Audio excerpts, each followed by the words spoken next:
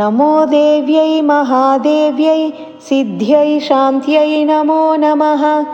शुभायै देवसेनायै षष्ठीदेव्यै नमो नमः। वरदायै पुत्रदायै धनदायै नमो नमः। सुखदायै मोक्षदायै षष्ठीदेव्यै नमो नमः।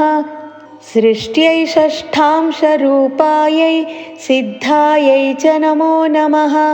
मायायै सिद्धयोगिन्यै षष्ठीदेव्यै नमो नमः।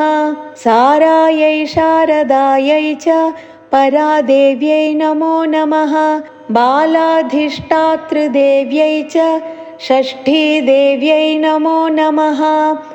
कल्याणदायै कल्याण्यै फलदायै च कर्मणां प्रत्यक्षायै सर्वभक्तानां षष्ठीदेव्यै नमो नमः।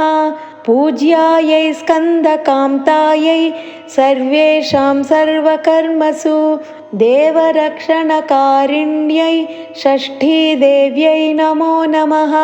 शुद्धसत्त्वस्वरूपायै वन्दितायै नृणां सदा हिंसाक्रोधवर्जितायै षष्ठीदेव्यै नमो नमः।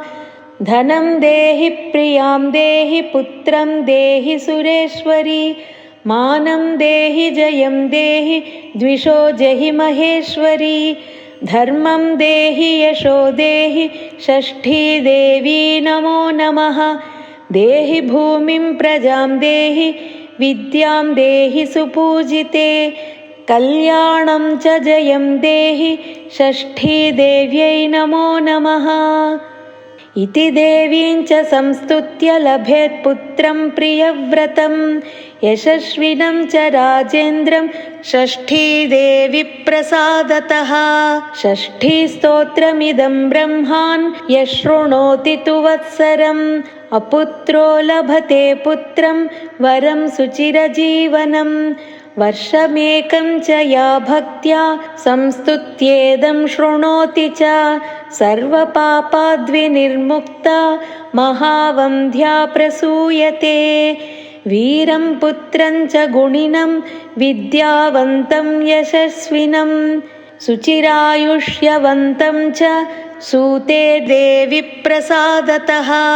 काकवन्ध्या च या नारी मृतवत्सा च या भवेत् वर्षं श्रुत्वा लभेत् पुत्रं षष्ठीदेवी प्रसादतः। रोगयुक्ते च बाले च पिता माता शृणोति चेत् मासेन मुच्यते रोगान् षष्ठीदेवी प्रसादतः।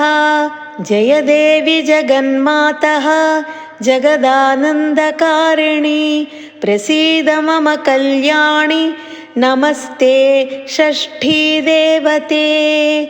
इति श्री षष्ठीदेवी स्तोत्रं सम्पूर्णम्।